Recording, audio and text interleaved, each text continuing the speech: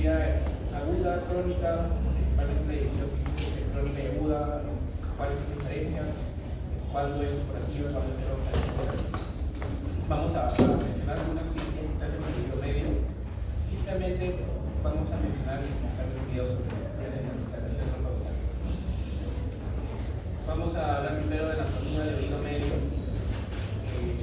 mencionar algo general, los límites del oído externo, que ustedes deben haber realizado anatomía. ¿Conocen algo acerca de los límites de la parte externa del oído?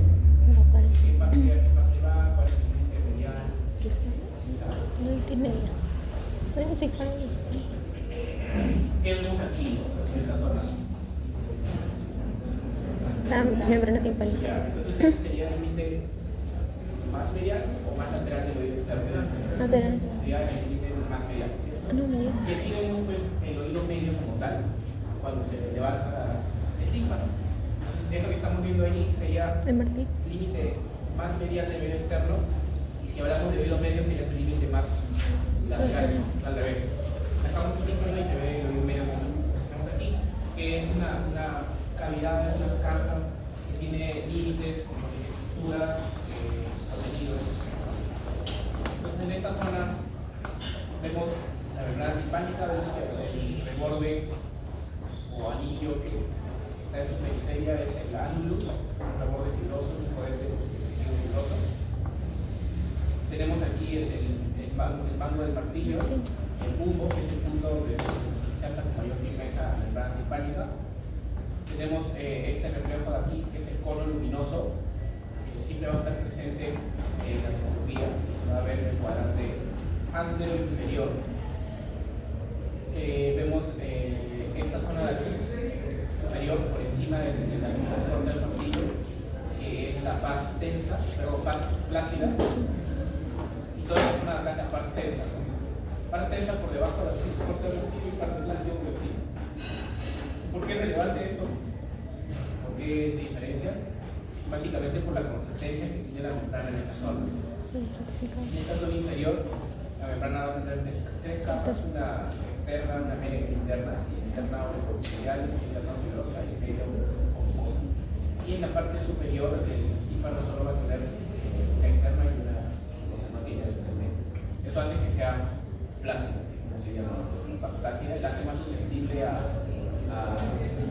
afecciones que puedan pues, cambiar la presión dentro del oído medio, es más fácil de recaerse hacia adentro, es más fácil de mejores, etc.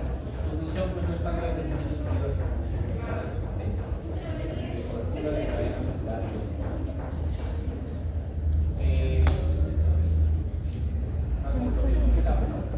Cuando luminoso, rodete, el ángulo, el mango del martillo, el bulbo, el gran inferior, por encima de eso la parte plácida y la consistencia corta lateralmente. Eso es lo que ustedes van a tener que identificar en todas las endoscopías que hagan. Esto es parte del oído externo porque se está viendo el conjunto, pero principalmente estamos hablando de membrana timpánica, que es un punto de reparo importante en este tema específico del oído medio de hacer, porque no es bien que ustedes examinar, ver tímpanos así, ver cómo es el tímpano normal, qué características tiene, cuándo está presente el cono luminoso, ¿no? Cuándo la membrana está en una posición correcta, cuándo está retraída, cuándo está íntegra, cuándo la vasculatura está normal, cuándo está incrementada, está normal, cuándo está disminuida, el color, cuándo es hiperlatoso. Ese es un tímpano normal, entonces es una imagen que ustedes tienen que tener presente para poder hacer un diagnóstico. ¿Así tienen alguna pregunta? Hay que estar imaginando bien para poder necesitar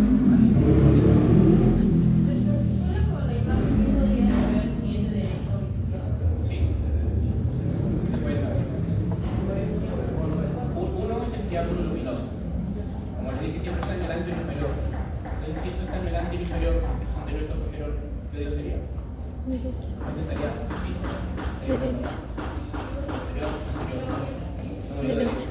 Y otro punto de reparo es el mango del martillo siempre apunta hacia atrás. Ahí tienen dos reparos.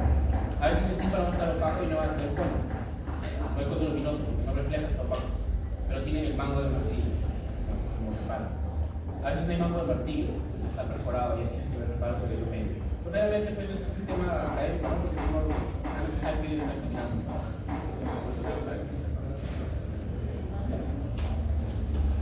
Bueno, el oído medio, como les comentaba, existe tres partes: los anexos más el dedo, en la parte inferior, la caja timpánica frontal y la trompa de Eustaquio, que es la parte de lo primero que va hacia adelante, la parte más anterior.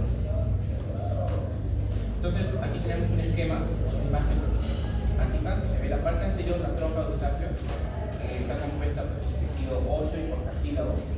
Va a ser una cavidad virtual que va a estar casi siempre cerrada, y se va a abrir por la dilatación, por el bostezo, por la masticación, por la acción de algunos músculos, son los peines externos y por el tensor del velo de paladar y el elevador del velo de paladar. Se pone un punto fijo a nivel de la columna maxilar con el país, un punto fijo con presencia y el otro eleva el paladar y eleva también el velo. Luego tenemos la caja, el oído medio como tal, esta cavidad como el límite externo, como les comentaba, es el tímpano. Y tenemos por atrás la mastoide, que está hacia la parte posterior del oído medio, para presentar los pequeños virus adaptus, que va a dar paso a todas las líneas posteriores de la mastoide frontales. Vamos a describir pues que en esta caja, vamos a hablar primero de la caja timpánica como tal. Va a tener un límite, una pared membranosa lateral, laberíntica medial, un techo, una parte superior, una pared inferior angular, anterior carotidia ovárica y una posterior mastoidal. Esto va a ser una referencia a las estructuras más importantes que se encuentran en esas paredes, ¿no? Entonces va a ser prácticamente un cubo, inferior angular, anterior trompa carótida, posterior sería mastoidea, es el ladito sacando. Lateral estamos viéndolo desde fuera, ¿no? O sea, acá estaría el tímpano tapando todo eso. Y medial, promontorio, que tiene fenestraciones, ¿no? O sea, por encima se ve el promontorio, que es la primera vuelta del canal de la cópula, hace también relieve de las estructuras como son estas fenestraciones. Ahorita no va la ventana redonda, y va a estar el estribo. Por encima de eso, la ventana oval pasa el nervio facial, y por encima se ve el canal centrovegetal. Entonces, es anatomía, no son reparos anatómicos que van a tener en cuenta cuando vean un oído tímpano, como se vea el oído medio como tal. Pero es para que de forma esquemática entendamos cómo es que se distribuyen las estructuras en el oído medio, ¿no? Y por este contenido, esta distribución de estructuras y esta relación con las estructuras que están vecinas en su anatomía, puede haber uno u otro síntoma asociados a esto, ¿no? A su continente y contenido. Vemos aquí está el nervio facial, ¿no? Entonces vamos a ver que a veces muchas otitis, en realidad no muchas, ¿no? Algunas otitis medias que se complican, que no llegan a curarse, se dan por el absceso y esto se profundiza, puede comprometer el nervio facial y puede dar una parálisis facial, ¿no? Que tiene relación. Luego tenemos otras estructuras importantes y adelante, la trompa, que es la entrada de aire principal que tiene el oído medio, es una forma de ventilación real que tiene, debido a que es una cavidad que está cerrada, no tiene otro ingreso de aire. En esta cavidad cerrada con aire hay un consumo fisiológico del aire por las mismas células que están ahí, que tienen su metabolismo. Este aire se va a ir consumiendo, va a volverse un poco más denso, va abriendo menos cantidad de aire y se genera un vacío en esta zona, ¿no? Y la única forma de que vuelva a entrar aire es a través de la trompa. Cuando uno pasa saliva o se abre y el aire vuelve a entrar en el oído medio y todo se estabiliza otra vez.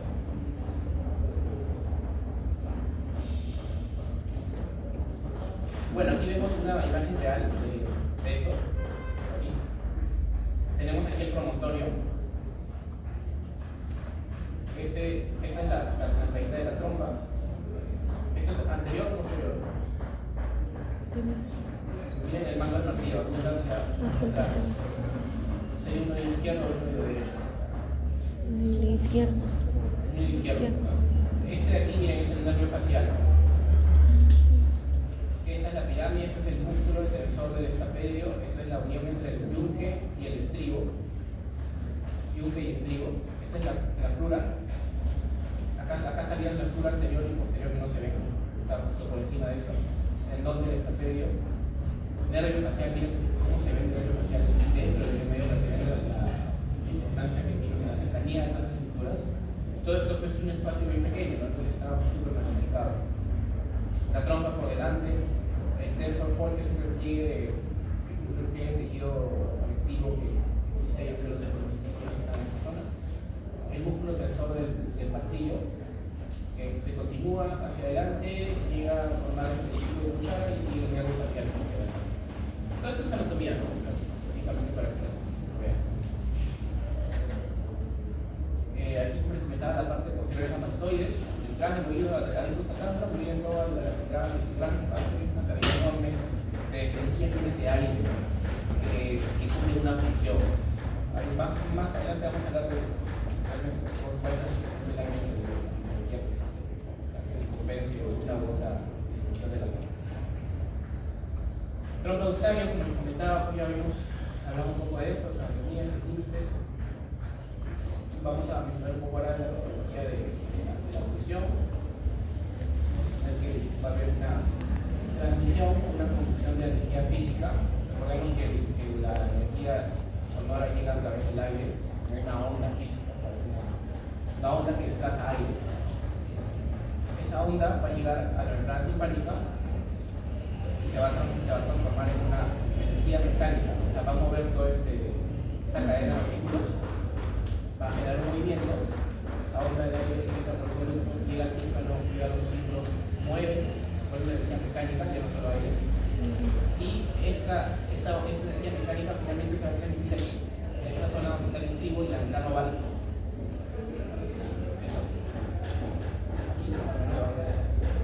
Para entrar al oído interno y ser transmitida, a un oído líquido.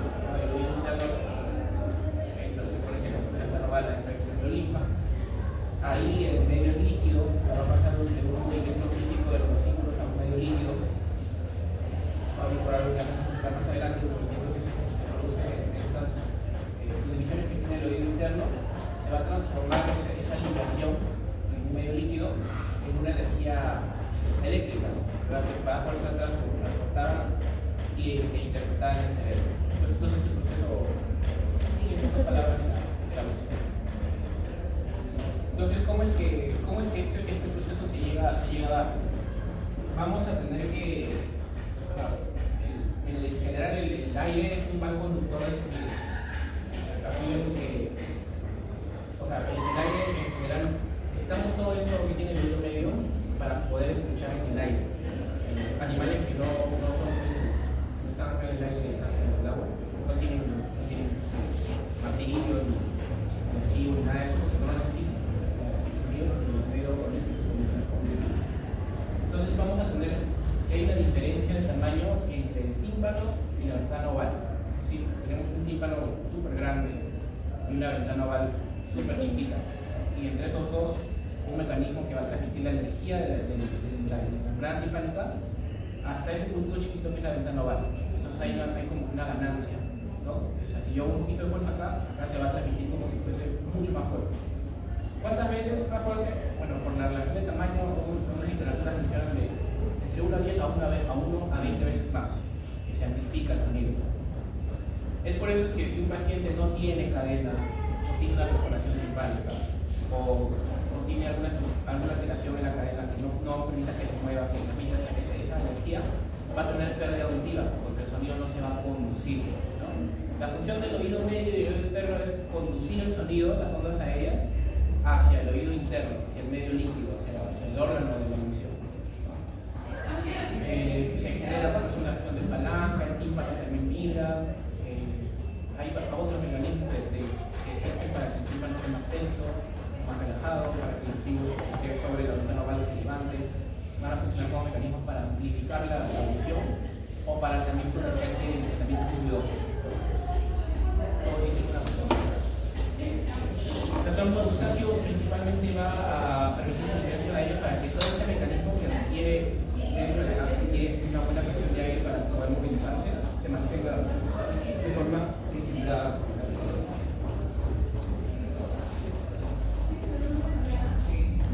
Luego, bueno, no vamos a ahondar mucho en en esto, no se va a imaginar el oído interno que dimos en clase. Esto es la ventana oval. Entonces, este es el estilo, es lo que les comentaba, ¿no? Todo eso, ese mecanismo se mueve, hace el aire, el tímpano, se mueve la cadena, y finalmente todo termina en este bolsito de ventanas pequeñitas. Una gran energía que llega pues a ese punto tan pequeño, genera que entre esa energía a este medio líquido. Todo eso está lleno de líquido, aquí y acá. Ese medio líquido va a empezar a vibrar a una determinada frecuencia, dependiendo del sonido que haya sido impuesto. Y esa vibración va a viajar por toda la cúpula. Se va a transmitir de la ventana oval, va a ingresar, va a empezar a vibrar por toda la cúpula. Va a dar toda la vuelta, va a llegar al punto más alto que se llama el extrema, y va a dar otra vez la vuelta, pero ya no por esa rama, sino por la de abajo. Y todo eso va a hacer vibrar las diferentes ramas que existen en el oído interno para que se pueda estimular el órgano de la presión que está dentro de la rampa media, que es esta zona de acá, para que se pueda traducir esta energía vibratoria a un impulso eléctrico.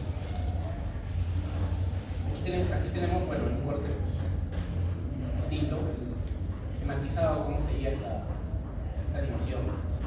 Vemos por arriba la rampa vestibular y por debajo la rampa timpánica. El sonido entra por acá, da toda la vuelta, baja por acá, hace vibrar esta membrana basilar, moviliza esa vibración de la membrana basilar. Células que están aquí adentro, que es el órgano de Corti, que son las encargadas de notar esa vibración. Van a moverse con esa vibración y al moverse van a generar un estímulo, se van a despolarizar, van a generar un estímulo que se va a traducir en una señal eléctrica. Entonces, es en pocas palabras todo lo que ocurre, pero más o menos para que se entienda que llega más de una onda de aire a un impulso eléctrico. Ahora, la membrana basilar tiene una tonotropía. Quiere decir que el sonido entra, da toda la vuelta, pero porque es que se estimula una zona u otra. Es decir, es porque la membrana basilar tiene todo recorrido tiene más afinidad por una u otra frecuencia. Entonces el sonido cuando entre, por las características físicas de esa membrana basilar, dependiendo de la frecuencia del sonido que ha entrado, digamos, sonido agudo o grave, va a viajar, va a hacer vibrar la membrana basilar, pero va a hacerla vibrar más en la zona donde esa membrana tenga más afinidad para vibrar. Entonces el sonido como que se va a quedar ahí, va a hacer vibrar más esa zona. Al hacer esto, va a mover la membrana basilar, va a mover el órgano del córtico y células ciliadas internas de esa zona y se van a despolarizar los nervios de esa zona. Es decir, toda esa zona está para esa tonalidad. Entonces, digamos que no sé, pues, está sonando a 5000 Hz, 2000 Hz. Esa zona está para esa tonalidad porque se funciona con la afinidad de la membrana para vibrar en esa frecuencia. Para las células del órgano del córtex en esa zona para recibir las membranas de esa frecuencia y así se ordena toda la membrana basilar junto con el órgano del córtex. Las frecuencias más agudas están más cerca de la entrada de la ventana oval. Las frecuencias más graves están hacia la parte más alta, hacia el helicotreno. Esto quiere decir que esto explica también en parte porque es que cuando hay mucho ruido, hay un trauma acústico, las frecuencias agudas son las que se afectan primero, ¿no? Porque están más externas, están más exteriorizadas, entonces el sonido llega con más intensidad y vibra más fuerte, produce mayor exteriorización, se libera más glutamato, más velocidad. Por la misma posición que existe en la cóclea para vibrar de determinada forma, de acuerdo a la frecuencia. Esto es más o menos lo que explico, la membrana basilar vibra, polariza, hace que se muevan las células ciliadas internas. Existen otras células ciliadas, que son las células ciliadas externas, que acercan esta membranita que está por aquí arriba, se llama membrana cintoria, la acercan hacia las células ciliadas externas para que pueda haber una amplificación de la señal, una mejor interpretación del sonido. ¿Hasta ahí tienen alguna pregunta? Es un tema un poco complicado de entender, trato de hacerlo de la forma más esquemática posible y haciendo énfasis en lo que es la comunicación del oído externo y medio hacia el oído interno, que es lo que compete más o menos en la charla. ¿Todo claro? ¿Ahí? ¿Cuántas preguntas? ¿De cuánto aproximadamente la esperanza que puede existir en el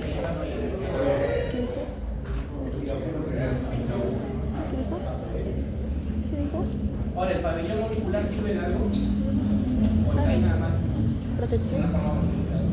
De protección. ¿Qué pasa si no tenemos oreja? Entre O todos. si cambia la forma de la oreja también, ¿no? Porque la disposición de los cartílagos de la oreja, la biomolicular tiene una razón de ser. Protección. ¿Qué se le ocurre? Protección. Es como que apoyo a Ajá. los sonidos. O sea, se afecta la conducción de los sonidos, ¿no? La biomolicular tiene una forma determinada que orienta las ondas de aire. Tan fuerte. Ahora, estamos hablando de sonidos, ondas de aire. Los orienta de tal manera que entren hacia el conducto. Y el conducto de su forma está determinada de tal manera para que rebote y llegue de forma más direccionada al destino. O sea, todo tiene una razón de ser. Si no tienes oreja, significa que efectivamente puedes correr entre 5 a 7 decibeles de reducción. Puede ocurrir en pacientes que nacen sin oreja o en pacientes que tienen traumatismo. Lo pierden de forma traumática o a veces cambian la oreja por un hematoma y la forma se cambia completamente y ya no puede estar de forma tan adecuada. Podrían tener cierto grado leve, ¿no? O sea, 5 decibeles es casi nada en realidad. Pero si haces una audiometría, podría notar cierta diferencia en algunas frecuencias. Es poco. Más sería si no tienes nada de oreja, solo el conducto, peor, ahí no funciona para nada.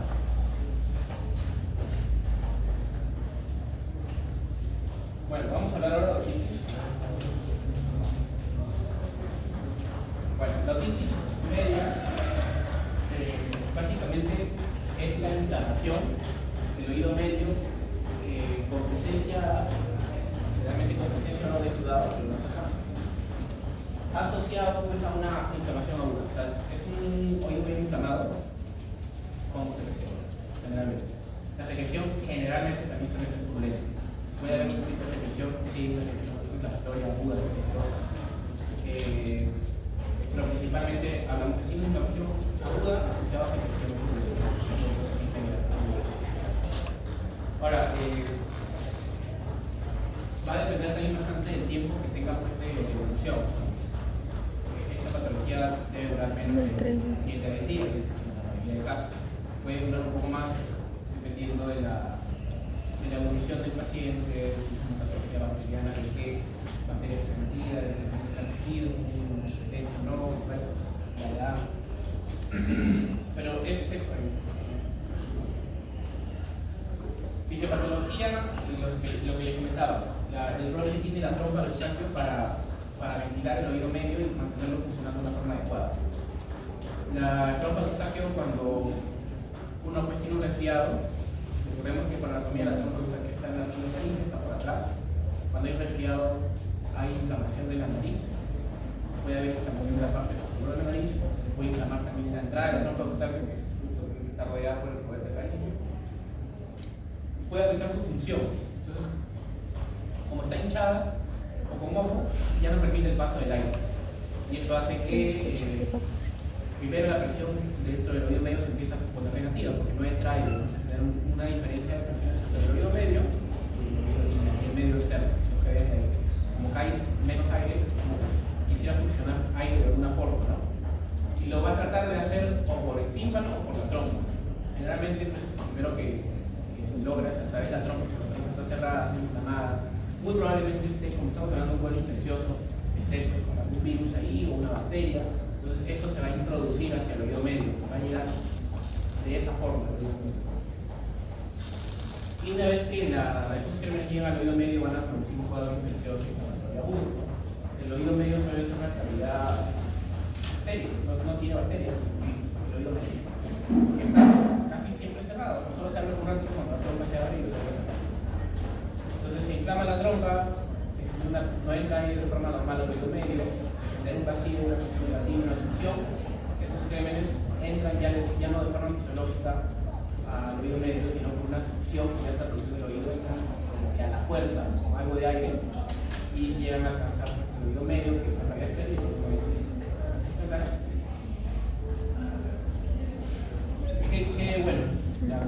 ¿Qué síntomas van a producir? Si el oído medio está inflamado, va a haber dolor. Si el oído medio está lleno de pus, en algún momento se llega a esa llega a avanzar, se hace una conexión de pus dentro del oído medio y en algún momento puede llegar a querer salir o a drenar, ¿no? Se puede romper la membrana timpánica y puede salir o correr. Si el oído medio está inflamado, el paciente tiene el tímpano perforado, de repente va a haber todo como que en relación a lo que está pasando. Síntomas sistémicos también, porque el paciente pues, está con una infección aguda, ¿no? Cuando hacen otitis medias agudas familiares, generalmente puede hacer fiebre, puede tener mucho dolor, bien, náuseas. Algunos tienen verde, estabilidad también. Eso es lo que van a ver al examen clínico. ¿Qué ven? ¿Cómo lo describirían? Membrana entretanto. A ver, uno por uno, ¿quién quiere participar?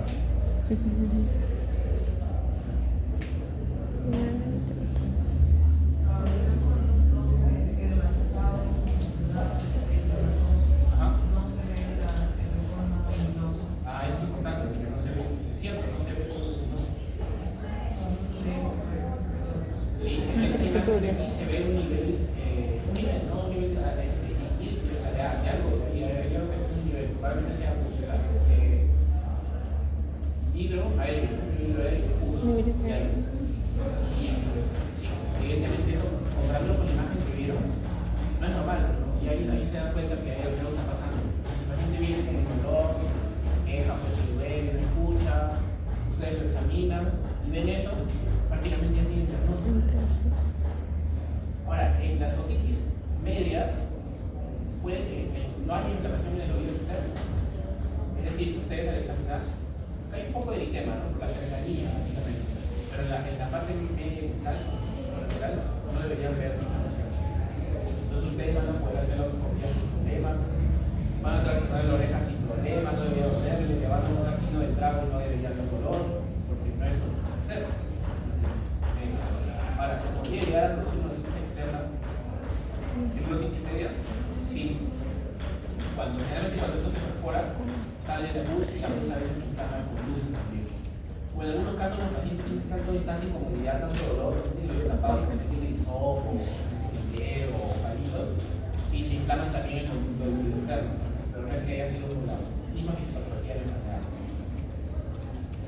Bueno, ahí se ve lo mismo, esta es una fase más aguda, más inflamatoria. Aquí se ve una inflamación, aquí se ve una perforación aguda, generalmente se ve un poco más pequeña cuando es una perforación de una otitis media, y generalmente se ve con pus saliendo de esa zona. Entonces lo que tienen que decir al paciente ahí, porque cuando uno encuentra esto, le dice, se ha perforado aquí, pero se cree que ya fue, o sea, que ya se quedó así para siempre. La mayoría de perforaciones por otitis medias agudas se cierran, no va a depender de que la trompa de esta persona sea funcional, de que tenga una mastoides, ahí entra la mastoides, con una buena reserva de aire. Acuérdense que la mastoides era puro aire, vimos que era una calidad de hueso llena de aire. Justamente cuando pasan estas cosas, la trompa no funciona bien, la mastoides funciona como una reserva de aire, o sea, mete un poco de aire al oído medio como para aguantar o equilibrar las presiones. Sirve, pues, ¿no? Hay pacientes, la mastoides se desarrolla en la infancia, pero hay pacientes que tienen patologías de oído desde muy pequeñitos y la mastoides nunca llega a normalizarse. Entonces el paciente no tiene una reserva de aire, no tiene como un sistema de emergencia para salvar el oído cuando tiene una inflamatoria aguda. Y ese paciente va a tener problemas a lo largo de su vida del oído. Cuando tengo otitis, generalmente todas se van a mejorar. Cuando hago una otitis aguda y se mejore, generalmente se va a quedar mejorada. Puede ser oído crónico, puede ser colesterol, va a ser más compleja su patología, solo porque los mastoides no están tienen una reserva ahí como para mejorar. Bueno, en la etiología vamos a encontrar principalmente, bueno, virus en la cabeza. Cuando hay solo inflamación en el tema de los niños, van a haber niños, generalmente niños. Ahora, ¿por qué en los niños es más frecuente la otitis media aguda? Ya,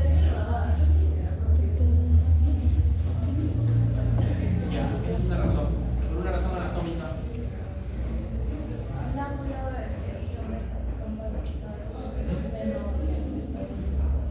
Sí, es una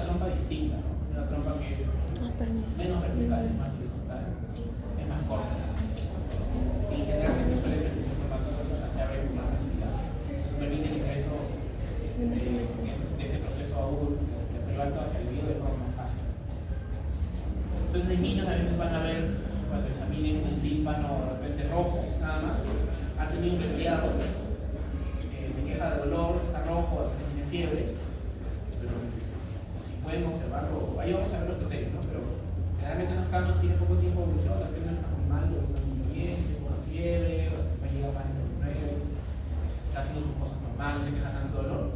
Podemos observarlo en cuadros sintomáticos y evaluarlo.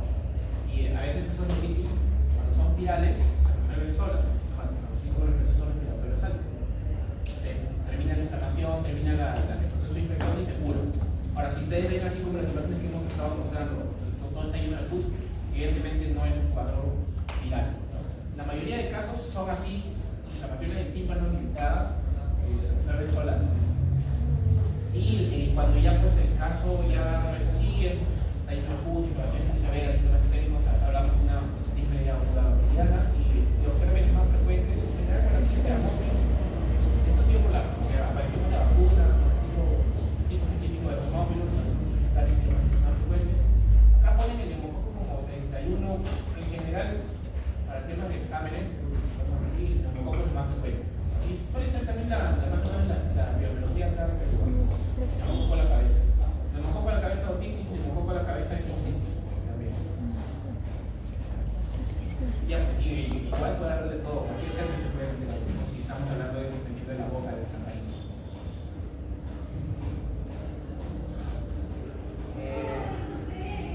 Tratamiento, como les decía, van a haber signos que uno lo orienta a pensar que esto pues, es un cuadro bacteriano. Muchas restricciones del estado general, fiebre mayor a 39, un dolor pues súper intenso, el dolor dura más de 48 horas, ya lo recordaba el paciente sigue mal, o sea, el dolor está empeorando. Bueno, ya, ¿no? O sea, toca pensar que no es un cuadro simplemente viral y que depende también si el niño, por ejemplo, tiene menos de 6 meses, pero es muy pequeñito, los cuadros infecciosos ahí, es mucho más probable que sea un cuadro de cuando es bilateral, cuando el paciente tiene un trauma recurrente, o sea, hay factores que uno lo hace empezar mal desde el inicio, ¿no? Y es muy importante que llevar a cabo un juicio. Si tienes un niño de repente 2 años, tienes un rinofaringitis, le examinan el oído, ven el tímpano todo rojo, bien inflamado, se queja el oído, no está con tanta fiebre, no tiene enfermedad, pero o sea, pues ustedes están haciendo su salud y el niño lo van a ver a un mes. ¿Qué pasa si el niño se va a su casa y en la noche hace fiebre 39, se le perfora el tímpano, no quiere salir la luz? Como no pudieron evaluarlo, pues nadie le brinda antibiótico. Es un caso en el que ustedes tengan una inflamación importante del tímpano, un cuadro muy serio. También, si no lo van a poder evaluar, no estaría de más o estaría mal indicado un antibiótico, ¿no? Cuando ustedes vean que el cuadro se puede complicar. Tratamiento de lesión a la cabeza, amoxicilina, ¿no? Realmente aquí en Perú, la amoxicilina a veces se queda corta porque se usa muy mal. La receta de la farmacia, la receta del vecino, el amigo. Entonces, bueno, dependiendo pues de la historia de antibióticos que tiene el paciente, ustedes pueden optar por usar amoxicilina. Si no ha tomado nada de 6 meses, quizás. Si tiene una historia de uso constante de antibióticos, podría probar amoxicilina secundaria. Si esto es alérgico, ya se pasa por otros esquemas, se usan macrólidos, medicinas, retrocinas, se usan quinolonas, si hay alergia, bueno, ya se van cambiando muchas formas de terapia, pero su terapia antibiótica es muy orientada a neumococo, no tiene más frecuente, finalmente pensar en una gramos aquí. Ya de acuerdo a la evolución que tenga el paciente, si no responde bien, para conseguir que ha dado 38 horas máximo, 32, pueden ya pues, ir variando, ¿no? De repente pensar que hay una botella, tratar de quizás un alternativo, ya van a depender de lo que ustedes están viendo. Y obviamente sintomáticos también, ¿no? Hay que darle analgesia, hay que darle paracetamol, que se salga mucho un poco de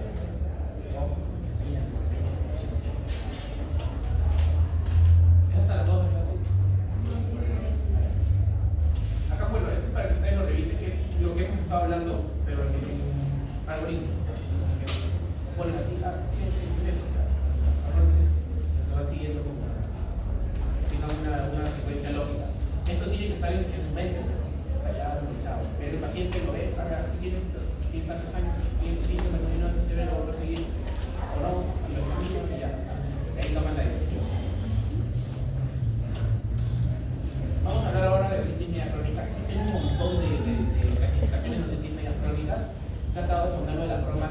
posible. De hecho, seguro van a leer algún artículo que diga la adhesiva, la no adhesiva, la suturada, la metásica. O sea, a veces esto confunde un poco más.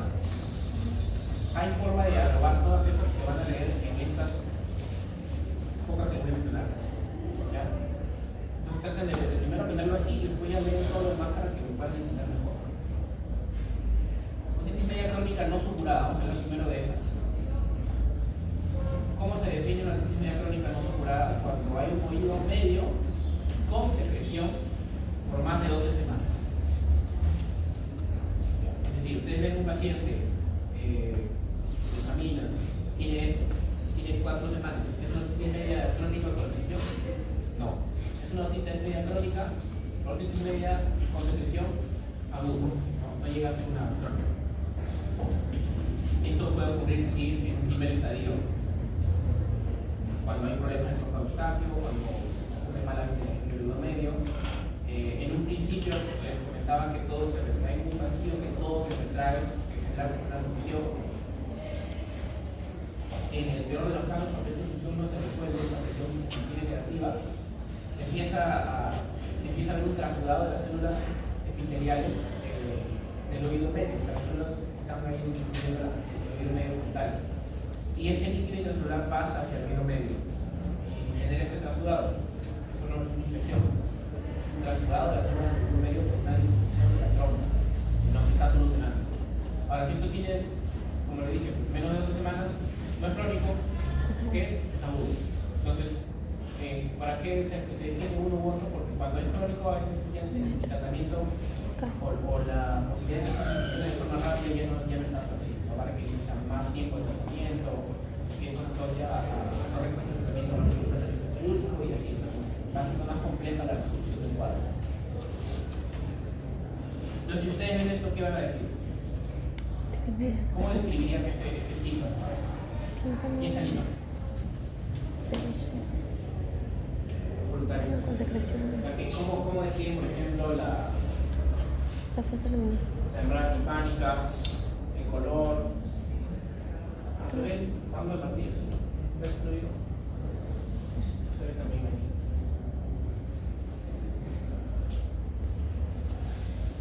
Así se ve. Este mango sería ahí, ¿no? ¿Qué dedo sería?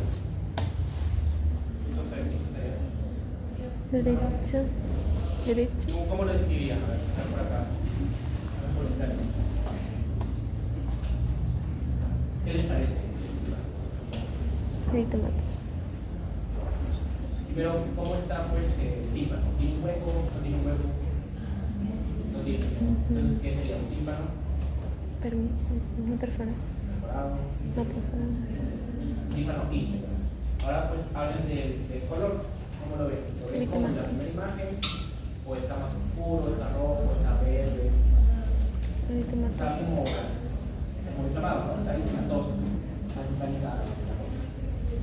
¿Qué más pueden escribir? ¿Cómo ven la dirección de la membrana respecto a esto de acá que es el ángulo?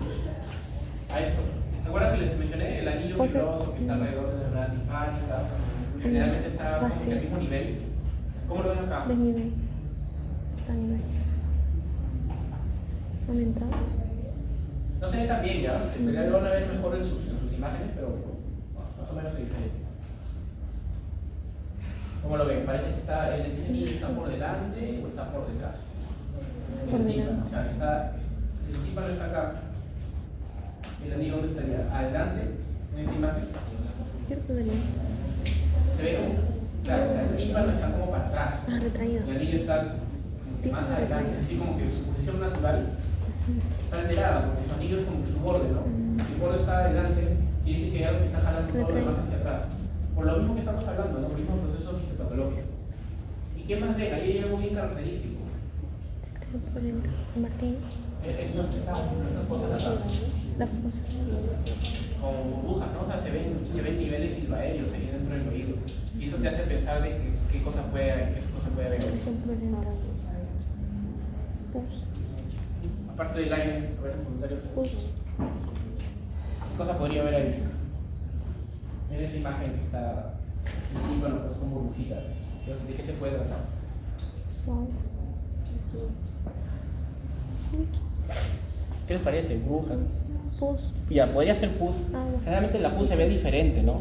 Mickey. Les estaba hablando hace un rato de la presión negativa que jala el líquido de las células hacia el oído medio por una succión, un trasudado.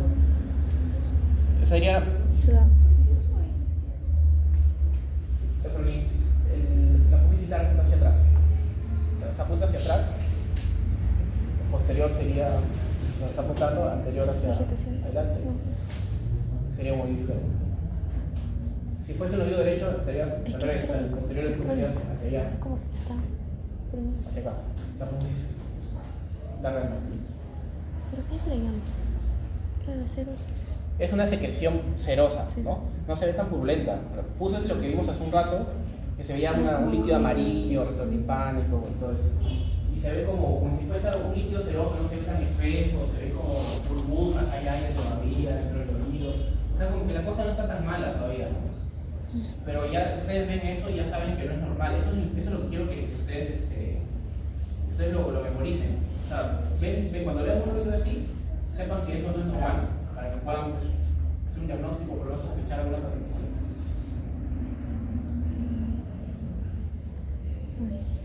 Bueno, ahí tenemos las imágenes, más o menos de lo que va pasando, ¿no? Ahí tenemos el oído normal. Bueno, no está normal, está medio bajo. El nivel irradiario, que es lo que ustedes vieron hace un ratito. En casos más severos, ya no es solo burbujas, sino se llena todo el líquido. O sea, ya hay como que se llenó totalmente el líquido, o sea, ya se succionó totalmente el líquido intracelular hacia el espacio del oído medio.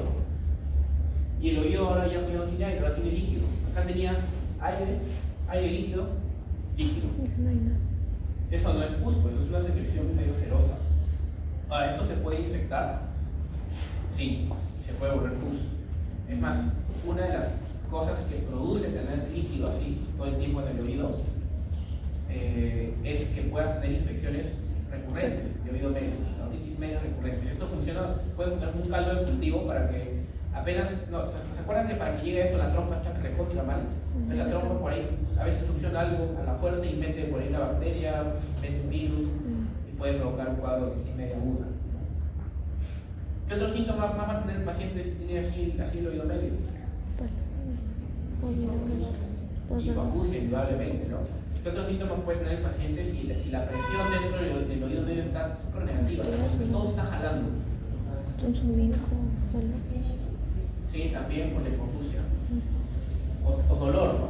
Ahorita va a tener otodinia, o sea, el dolor va a ser propiamente causado por un problema del oído. O sea, hay una función tal que el tímpano al jalarse y estar todo el tiempo torsionado, el paciente va a sentir como que por ahí le hinca, le molesta, ¿no? Y a veces ahí puede haber inestabilidad, ¿no? La presión, el líquido eso dentro del oído medio puede hacer que el movimiento de la cadena esté un poco comprometido, o esas ventanitas que hemos visto en el oído interno de la cóclea puedan como que estar medio presionadas, y por ahí nomás está en la parte extravestibular que está en el abierto posterior. A esa paciente le puede dar cierta inestabilidad. Entonces los pacientes que vienen con eso pueden decirle, doctor, me siento como medio inestable, así como que hice tomado.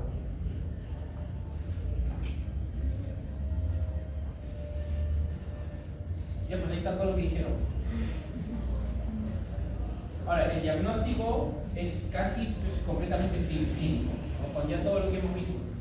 Hacen su historia, le preguntan al paciente qué siente, desde cuándo, ¿no? Obviamente, si está sospechando de que la trompa está funcionando mal, tienen que tratar de averiguar, por lo menos con preguntas, por qué la trompa podría estar funcionando mal, ¿no? Entonces podría ser por un cuadro nasal, una alergia, una rinitis alérgica, una hipertrofia de corrientes. En el caso de los niños, una adenoide grande, o sea, cualquier cosa que obstruya la trompa, ¿no? De forma funcional o estructural. Si hay un poco ahí de inflamación, funcional. Si hay algo directamente que lo tapa como una adenoide muy menor, estructural, ¿no? Entonces, estas cosas tienen que ir preguntando. Entonces, ya con todos esos datos, ustedes sospechan del diagnóstico, van, examinan el tímpano, hacen otra copia y ven esa imagen que hemos visto. Ya está, pues no, o sea, prácticamente ya tienen el diagnóstico. ¿Cómo lo confirmas? En el caso de otitis media cerosa, y en casi todas las patologías de oído medio, existe este examen que nos ayuda bastante, que se llama timpanometría, o o impedanciometría. Bien más cosas, pero lo más importante es eso, el compliance, la presión. El compliance es la resistencia de la cadena al movimiento. Acuérdense que la cadena es un huesecito, un tímpano, ¿no? Tiene una resistencia al movimiento, tiene unos valores normales, van de 0.3 a 1.7, el valor que te da el aparato. Esa es la resistencia que tiene la cadena. La resistencia puede estar más alta o puede estar más baja, ¿no? En el caso de la medición que toma el aparato, cuando el valor es más alto, la resistencia es menor. Cuando el valor es más bajo, la resistencia es mayor. Es decir, si tienes pues 0.1, la resistencia es muy alta, o sea, casi no se puede mover un tímpano con los pulsitos. Si tienes un valor de 5, la resistencia es bajísima, o sea, prácticamente no hay cadena de repente, o sea, el tímpano está como que en el aire, ¿no? Y el tema el otro importante es la presión, casi lo que hemos estado hablando todo el rato, presión. O sea, en el oído medio, como dije, es una cavidad de aire.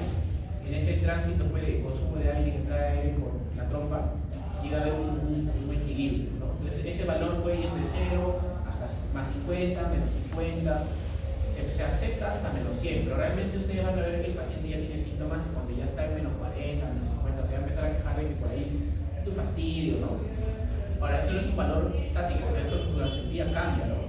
Para el paciente de repente, no sé, tú pasas un gato, sale el gato, se congestiona, obstruye un poco la trompa, corteza, no se abre, ahí puede ser que la presión empiece a subir más, un poco más negativa. O sea, es un valor dinámico. De hecho, cuando tú le mides en ese momento, ¿no? Puede que en ese momento no esté tan mal como está en otro momento del día. Ahora, ya en patologías más crónicas, ya se establecen casi ciertos valores ya de forma más distintiva.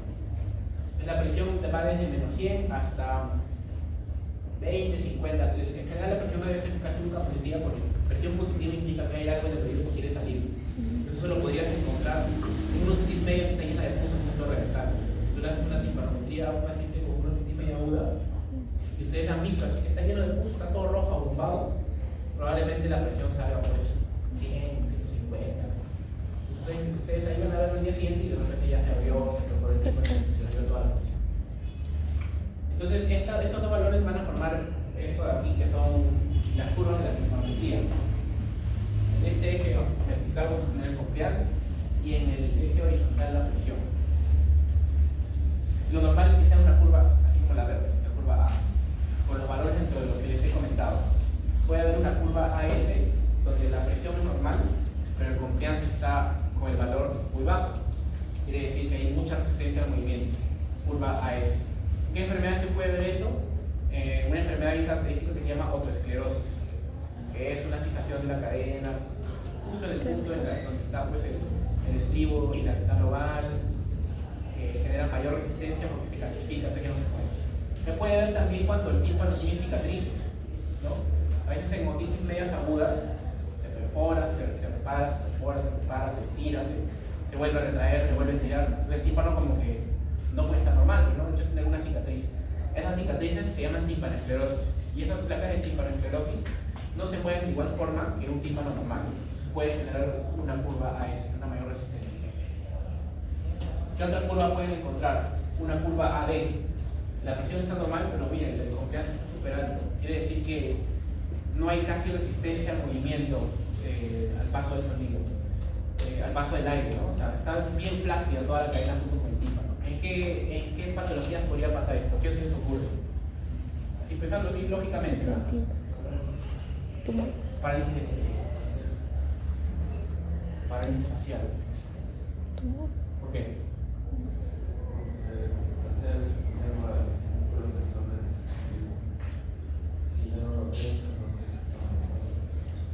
Bueno, podría bajar un poco el valor, pero no llegar a darte una curva así. Así podría alterar de cierto modo. De repente si su basal es 1.5, de repente llega a 1.7. Pero no a darte una curva de eso. Sí alteraría un poco. Tienes razón. ¿Qué otra más? Algo así como que más, pensando más en extremo. ¿Tumor? ¿Tumor? O sea, si la cadena está toda unida y así se transmite el sonido, ¿qué tendrías que hacer para que esté toda flácida. Romper. Claro, dislocarla, ¿no? O sea, romperla. Que puede ocurrir cuando hay una luxación de cadena, la articulación cúbito-estapedial, ¿no? Puede ocurrir en un traumatismo, puede ocurrir posterior a una cirugía, ¿no? O sea, eso, y te va a dar mejor así porque el timparómetro es una máquina que bota un aire hacia la membrana y la membrana se nos regresa y eso lo mide. Entonces, si lo bota el aire y la cadena está toda suelta, el tímpano se va pues, hacia atrás y regresa y el manda se va a recuperar. Otra es cuando ha habido a veces una perforación y se ha vuelto a utilizar. Entonces, es una membrana monométrica. Entonces es como que del tímpano hay otro pedazo que es mucho más móvil, ¿no? Te puede dar mayor movilidad, te puede dar una curva AD, porque ese pedazo solo tiene epitelio, no tiene las tres capas, es como que se recontramueve. Eso también te puede dar a veces una curva de doble punta, porque una es la debilidad del tímpano y la otra es la membrana monométrica. Bueno, y la curva C, pura presión negativa, es todo lo que hemos estado hablando, cuando la trompa se obstruye. La trompa se obstruye y no pasa el aire, se genera un vacío en el dedo medio y la presión se hace negativa. Y esto ocurre por bastantes días, se va a evidenciar una presión negativa. O sea, ustedes podrían encontrar una presión negativa en ese paciente, por ejemplo, con burbujitas, y darse la hipermetría y va a salir una curva C muy probablemente. Y la curva B es una función de las dos. Bajo confianza, confianza en un valor bajo y la presión muy negativa. En el paciente que vieron que estaba lleno de líquido todo, muy probablemente tenga las dos cosas. O sea, como hay líquido, la cadena no se puede mover. Y como hay una difusión de la trompa eustaquia, la presión está muy alta. Entonces la curva sale toda plana. Es negativa y bajo, ya, valor bajo. ¿Ahí tiene alguna pregunta de eso? Es una prueba que se usa bastante. De repente ustedes van a tener la oportunidad de ver una información.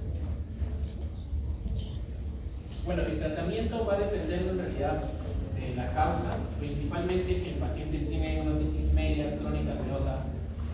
Por un problema de eustaquio, tratar de resolverlo, ¿no? Si esto ha sido una rinitis alérgica, bueno, tratar de resolverlo. Si el paciente tiene una adenoides grande, una hipertrofia de adenoides, y ya pues el tratamiento médico responde, sacar la adenoides. Si el paciente tiene un tumor en la nasofaringe y eso está produciendo la serosa, sacar el tumor de la nasofaringe. Y así, pues no va siendo como que relacionado a la causa. Hay casos particulares en los cuales la trompa no funciona bien y se puede hacer un procedimiento de dilatación de la trompa con balón y ciertas indicaciones que vamos a ver más adelante. Y también se puede crear una vía de ventilación accesoria en el tímpano, por medio de esto acá, la colocación de un tubo de ventilación. Ya se puede hacer un hueco en el tímpano, se puede colocar un tubo ahí para que entre aire al oído en la parte externa, entre aire al oído en la parte externa, y ya pues la trompa ya no importa, ¿no? Porque el oído está ventilado desde fuera, el tímpano tiene un hueco, por ahí entra el aire y ya está. Esto es generalmente pues, permanente. El tubo está unos meses y luego se cae. Puede ser entre 6 meses hasta 18 meses. Cuando dura más de 2 años, es un tubo así, una enfermedad que tiene que sacar. Se puede diagnosticar con ciertas enfermedades. Uno lo saca y ahora la cierra. Vamos a hablar ahora de la otitis media crónica supurada. Generalmente es una perforación timpánica que no cierra más de 12 semanas. La otitis crónica supurada puede estar activa o no activa, como en este caso. Cuando la otitis media crónica supurativa no presenta secreción, es una otitis media crónica no activa. Y puede estar no activa por años, si el paciente se cuida, no le ingresa agua o cualquier agente externo al oído medio de fuera. Pero a veces es difícil poder resultar. El paciente tiene muchos respiratorios altos y la presión que no llega de afuera, sino de abajo, de arriba, es variable. Va a depender de la mastoide que tenga el paciente, de la reserva de aire que tenga. Si esto no ha ocurrido en la vida adulta, lo más probable es que si sea una otitis media crónica supurada, que sea fácil de controlar y que realmente se mantenga bien controlada. Tiene una buena reserva de aire, ¿no? Entonces, ante cualquier proceso de obstrucción de la trompa o infeccioso subcutáneo, va a resolver rápido porque tiene una buena infección.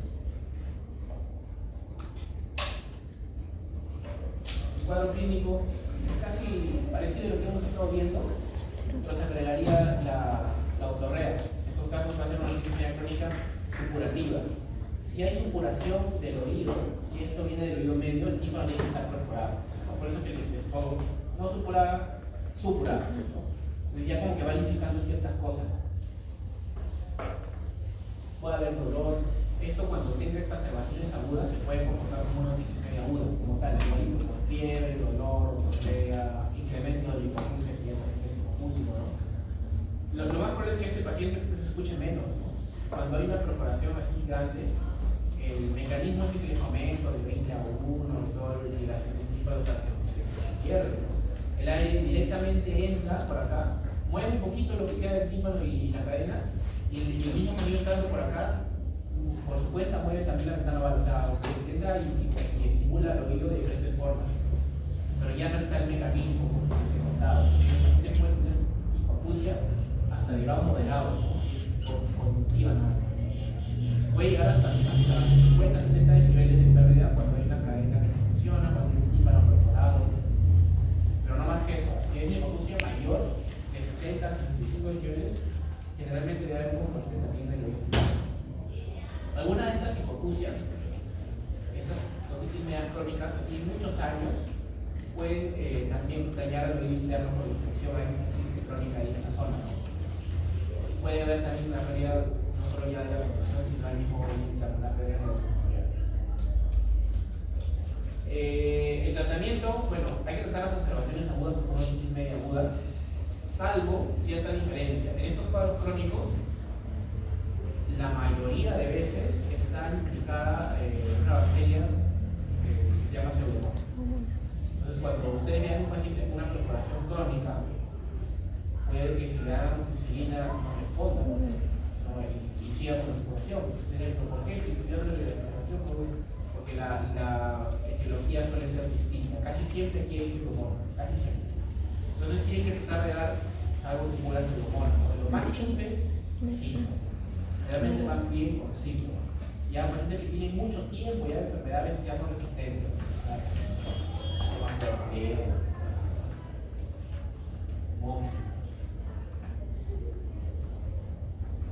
Y bueno, el tratamiento, si eso está preparado, tiene que cerrar y solucionar el problema. El tratamiento quirúrgico. ¿Qué se hace con la timpanoplastia? Se trata de cerrar ese defecto de forma quirúrgica. Se pone un injerto. Puede ser un pedazo de cartílago, puede ser un pedazo de fase del núcleo cerebral, puede ser un pedazo de cartílago del cabo. Es variable, ¿no? Depende del tamaño, depende de la técnica que hagan. Hay una media crónica supurada importante, que sí la tengo que mencionar aparte, que es la media crónica colesteatomatosa. ¿Qué es esto? ¿Alguien tiene una idea? ¿Escuchado? Quiste. Un quiste. Es un quiste. ¿Y miedo de equivocarse? Un quiste. Es un quiste puede ser. Un quiste. ¿Quiste? ¿Cuál es la diferencia de una otitis media crónica supurada o una otitis media crónica supurada colesteatomatosa? O sea, ¿por qué es importante? ¿Qué cosa tiene especial esta supurada? Es un quiste. Yo creo que tiene un capítulo de libros solito.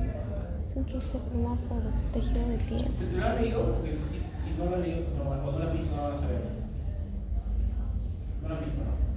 Bueno, la salvedad de esto es que ocurre algo similar primero, pero pasa algo más. O sea, esto es al comienzo. O sea, puede una otitis media crónica colesteatomatosa empezar igual que esto, pero ocurre algo más. ¿Qué ocurre? La piel, el conducto, se mete al oído medio. Así, en resumen.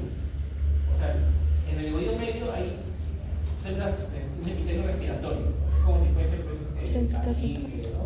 Epitelio respiratorio, lo mismo que hay en toda la vida respiratoria. Y en el conducto hay piel. Entonces son como que no deben juntarse, deben estar separados. Por eso está la membrana timpánica. Si la piel se mete la piel del conducto se mete al oído medio, genera una tumoración quística de queratina, comienza a destruir todo. Eso es el colesteatoma. Es piel dentro del oído medio que se acumula se destruye, va avanzando y va complicando la sistema crónica.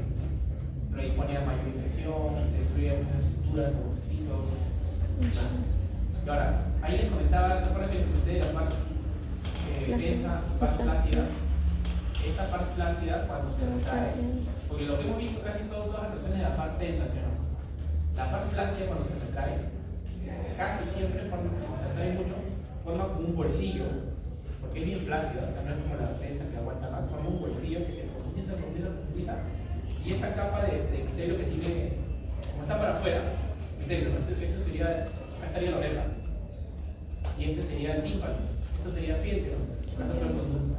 Entonces, esta sería la parte densa y por arriba la parte flácida. Cuando se retrae la parte flácida, se retrae hasta el punto que esta piel que estaba acá, la mete, o sea, porque llega a emitir su borde dentro de la cita. Y eso hace lo que no queremos que pase, o sea, la piel se mete dentro de los órganos. Por eso es que las otitis medias, las retracciones de parte flácida, cuando vean una perforación de parte flácida, una retracción ahí, es muy probable que pueda tener un colesterol. Por lo que les comento, ¿no? Ha sido producida por una retracción, por un bolsillo de retracción que llevaba esa piel adentro. Otro riesgo son las perforaciones como acá. Bueno, acá no se ve porque hay no en la piel, pero en el conducto. Pero cuando la perforación abarca esto de aquí, que es el ánulus, no respeta el ánulus. Cuando lo respeta son perforaciones centrales, ¿no? Pero cuando no lo respeta y agarra ya el ánulus, es una perforación marginal. Esa perforación marginal, como ya no tiene el límite natural del ánulus que lo separa de la piel del conducto, puede predisponer también que la piel migre y genere un colesterol. Entonces, principalmente hay más causas, hay congénitos también, hay pacientes que nacen con tejido epitelial dentro del medio y hacen colesteromas congénitos, o sea, nacen ya con el colesteroma dentro, ¿no? Suelen evolucionar mal porque crecen rápido, destruyen todo, son chiquitos, o hay casos así.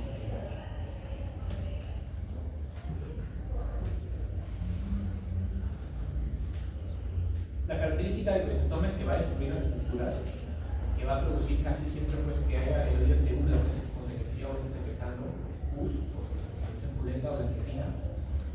Y miren, este tímpano prácticamente está todo hasta normal, diría, ¿no? Miren cómo se ve el tímpano. Si lo comparan con la primera imagen que vimos, parece estar bastante, ¿no? Trabajando porque la curvatura está un poquito interpretada.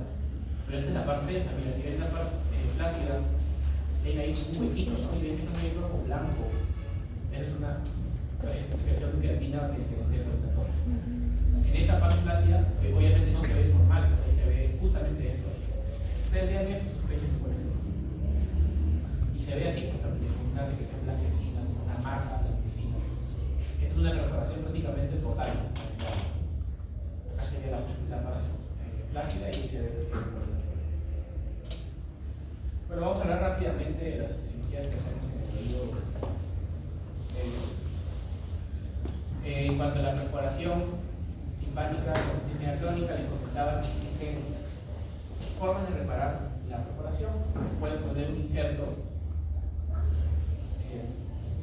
cuando la perforación es pequeña y no ha habido ningún daño en la cadena, sobre el resto de la cadena, sobre el resto de partidos. Es un injerto hiperplasia tipo 1. Cuando, digamos que por la cronicidad del proceso infeccioso, el mango del martillo está amputado y hay restos de gluten todavía, y se pone el injerto de fascia, de cartílago, lo que les contaba, sobre los restos del martillo o gluten, cuando digamos que el paciente tuvo un colestatoma y el colestatoma destruyó toda la cadena y solo quedó el estribo con sus crudas, tipo 3. Cuando destruyó todo, no quedó cruda en el testigo, solo quedó platina, tipo 4. Cuando destruyó todo, absolutamente todo, no quedó ni platina, ni testigo, ni nada, y se pone el injerto sobre la carnaval, tipo 5. Acá se ve más o menos su correlación en la tomografía. Es una clasificación para saber qué tipo de timpanoplastía se hace. De repente ustedes ahora en los hospitales van a ver paciente postoperado timpanoplastía tipo 3. ¿Qué es eso? Entonces ahí ya saben la cualquiera muestra del tipo 3. Para overlay. Underlay injuries son técnicas.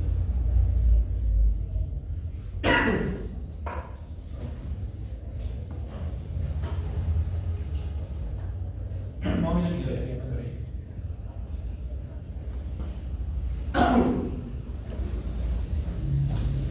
Va a depender de dónde pongas el injerto, si por encima de la membrana o levantando el flujo debajo o por debajo, levantando todo el tímpano por debajo del tímpano, es una underlay. Si lo pones levantando solo el epitelio y pones el injerto, se puede levantar el epitelio del tímpano y te queda pues la capa fibrosa y todo. Esa sería una overlay, o sea, estás poniendo el injerto, has levantado solo la piel y la carga vertical del tímpano. Tú levantas eso y tienes la fibrosa y la cosa todavía. Pones el injerto por ahí, sería una underlay. Si tú levantas todo, perdón, sería una overlay. Si tú levantas todo y pones el injerto sobre el hueso, ¿verdad? Eso es una underlay. Y si tú, pues, quieres, o sea, ves un poquito chiquito y solo la realidad lo pones, y le pones ahí una grasita, el injerto, es una inlay, o sea, se hace por la misma perforación. Esos son los tres tipos de técnicas. Vamos a ver una timpanoplastia endoscópica, que es donde se puede ver un poquito más la cirugía. Ahí se hace una incisión en el conducto, ahí vea la infiltración seguramente.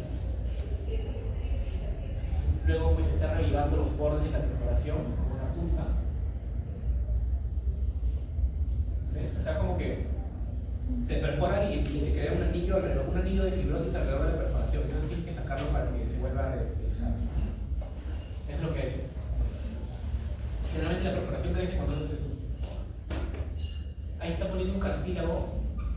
Eso está haciéndolo a través de la perforación. O sea, si reparara todo así, como está haciendo nada más y ahí lo dejas, nunca levantas un colgajo, sería una técnica inlay. Está trabajando todo a través de la perforación. Pero ahí va a ser una técnica mixta. ¿Sí? Está poniendo el cartílago, lo va a dejar ahí. Y ahora está haciendo un colgajo, o sea, va a levantar algo. Está levantando la piel, conducto. Ahora vamos a ver si levantando la ¿ves? Ahí se ve el hueso.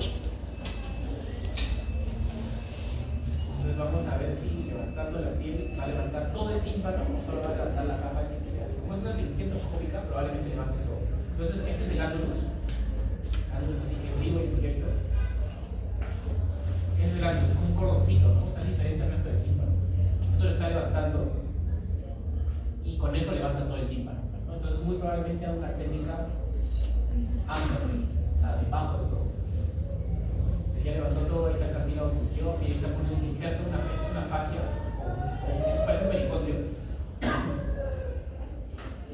Lo pone por debajo de todo el tímpano, y levantó todo, por la piel, incluso el conducto, lo pone por debajo, underlay. Lo acomoda, mira, junto al cartílago que puso como, el cartílago lo ha puesto parece como un soporte para ese injerto que está metido, para que se apoye ahí, ¿no? Se lo pone y lo acomoda, lo estira para que tape todo el defecto y luego todo lo que está levantado, como se metió pues todas las cosas que quería meter, lo vuelve a bajar para que tape todo con una sábana. Ahí es lo que está haciendo, ¿ves? Está retrayendo ese injerto de la piel, con todo y todo. Y le pone esto de acá que se llama hielo para sangre, para que se vuelva pues, a reutilizar la piel. Y ya, así se hacen las timpanoplastías. La mastoidectomía, que también menciona su sílabo, es esa mastoide que ustedes vieron llena de aire, llena de semillas, destruirla. Ahora, ¿qué se hace esto? En pacientes con otitis media crónicas colesteatomatosas, el colesterol a veces no se queda en el río medio, sino avanza hasta la mastoide y se mete con una masa destruyendo todo. Entonces, cuando uno quiere sacarlo totalmente, tiene que destruir la mastoide para poder encontrarlo y sacarlo su totalidad. Entonces uno deja un pedacito de ahí, otra vez una tercera, una masa gigante. La mastoidectomía puede ser total si llevas todas las células mastoideas, parcial si solo sacas algunas células mastoideas, simple si haces una mastoidectomía total y respetas la pared posterior del conducto, es mastoide y ahí está la pared posterior del conducto y está el conducto. Si la respetas es simple y si es radical, también fresas la pared posterior del conducto y unes el conducto con la mastoide. Eso generalmente se hace cuando hay cuadros recidivantes o difícil acceso, se hace para que uno pueda, al momento de integrar el paciente con el microscopio y lo cura, el consultorio, pueda de frente estirar el oído y mastoide de uno, o si quedó algo de colesterol. Retrógradas y la mastoide inicia desde la parte del ático, del del oído medio mismo hacia atrás. Y a demanda, si empiezas a hacer eso y vas pesando solo lo que necesitas, no pesas todo, ¿no? Hasta donde ves enfermedad. Hay varios tipos, ¿no? Esto no es necesario que se la tengan que usar, no. Las indicaciones, ¿cuándo se hace pues una mastectomía? Como les mencionaba, ¿no? Una otitis media aguda complicada. Cuando hay, por ejemplo, una otitis media aguda y el paciente tiene parálisis facial, está haciendo síntomas de, no sé, de meningitis, está yendo a la infección a otros lugares, se hace una mastectomía para resolver ese proceso infeccioso, ¿no? Para quitar la infección de ese punto. Tenemos toda la mastoides para sacar de ahí. Colocación, exploración de confusión facial, traumatismos faciales, por ejemplo, en los que hay una fractura de hueso temporal y haya edema, sangre, y el nervio facial está aplastando y se produce una parálisis por esa edema, inflamación del tejido, se hace una mastectomía para exponer el nervio facial que está ahí en la mastoides, liberar la presión y que no pierda su función. En colocación de implantes auditivos en implante coclear, el electrodo se introduce a través de la mastoide, una antiparanoia posterior, un agujero de la mastoide al oído medio, para de ahí llegar hasta la ventana redonda y poner el electrodo. Hay que abrir la mastoide para poner el electrodo. Tiene sus indicaciones específicas, ¿no? Acá hay un video de una mastoidectomía. Esta es la mastoides. Acá está el conducto. Han hecho un fresado como delimitando la parte superior. Este sería el techo. Y esto es fosa enfermedad media. Esto sería la parte posterior donde está el seno venoso y acá estaría la fosita digástrica. Acá es un triángulo de pesado. Esto es de la oreja en la porción más cuidada, o sea, acá atrás, ¿no? Esta zona de aquí. Entonces, se empieza a profundizar. ¿Se acuerdan que todo esto va puro aire, hueso con aire? Entonces va profundizando, se van avanzando las encías hasta que ya veas esto, ¿no? O sea, hueso ya no es encía, o sea, el hueso sólido. Se va explorando, ahí ya está entrando hacia el oído medio, este es el látigo, el larynx adantum que veíamos en el oído medio, este es viendo desde afuera, de las mastoides. Y esto blanco es colectatoma, miren cómo se forma, cómo es que lo tira, lo va retirando, conforme va progresando la disección, ¿no? Para eso se hace esto. Ese es el conducto. Conducto, oído medio.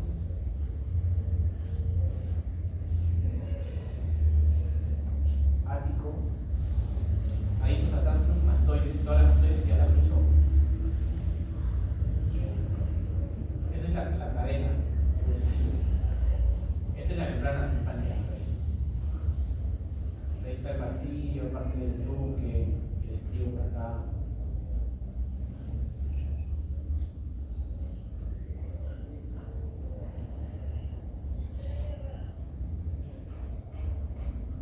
Le iba a colocar un injerto para tapizar esa membrana timpánica, aquí un cartílago parece. Hay una fascia. Y ya. Entonces, para que lo conozcan. La pectomía también sería en su sílabo. Bueno, está indicando esclerosis. Es una enfermedad que decía que había clasificación de la ventana oval con el estapedio y provocaban que la cadena no se moviera. Eso no está común en nuestro medio porque es una enfermedad generalmente de personas caucásicas, europeos. No así, no es muy común aquí por eso. Entonces se ven por ejemplo, en Argentina se ve bastante. En Perú no tanto, porque no tenemos esa tendencia por la mayoría de nosotros. Hay casos contados, pero por ahí si ven pues la sospecha, tienen la sospecha clínica, hay que pensar en esta enfermedad. Básicamente van a encontrar el examen físico todo normal y van a encontrar la timpanometría con una curva AS y otros hallazgos al tomografía. Esta es la cirugía, esta es también una estapectomía endoscópica. Hacen igual un colgajo. Lo que quieren ver es que el testigo levantan todo el tímpano,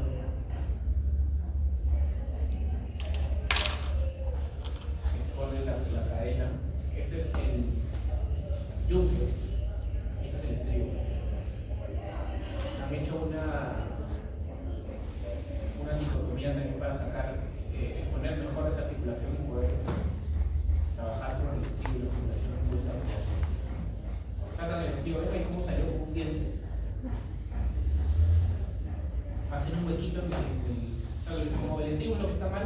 quiere sacar el estribo para poner una prótesis en vez de eso y ya recuperar la función de la cadena muscular.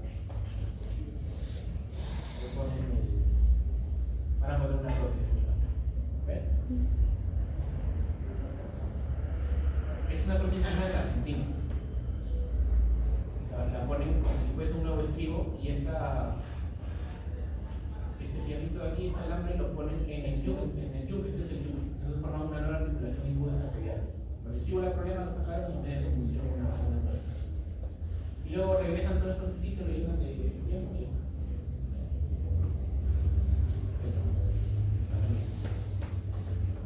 Hidratación de la trompa usuario, como les comenté, tiene ciertas indicaciones, por ejemplo, cuando la necesidad es muy grave, hay demasiada sustancia, ya se una pulmonoplastia o pulmonoplastia, tiene indicaciones precisas, ¿no?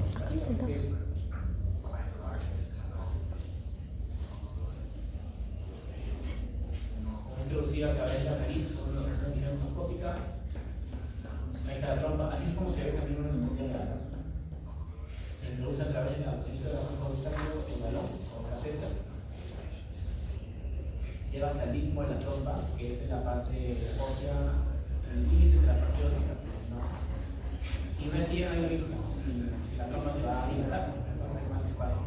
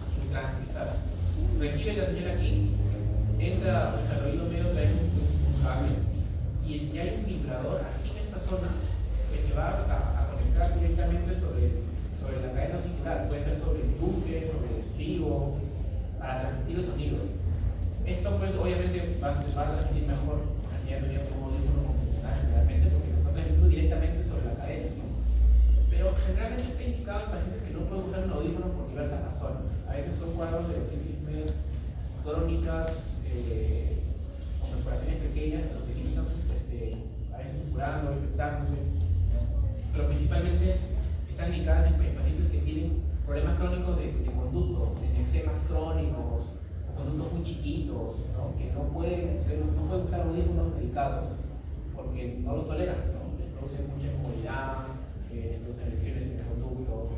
Esta sería una alternativa. Puede estar indicada también otro tipo de hipopusia, pero recuerden que por ejemplo una cirugía que se tiene que hacer para implantar esto.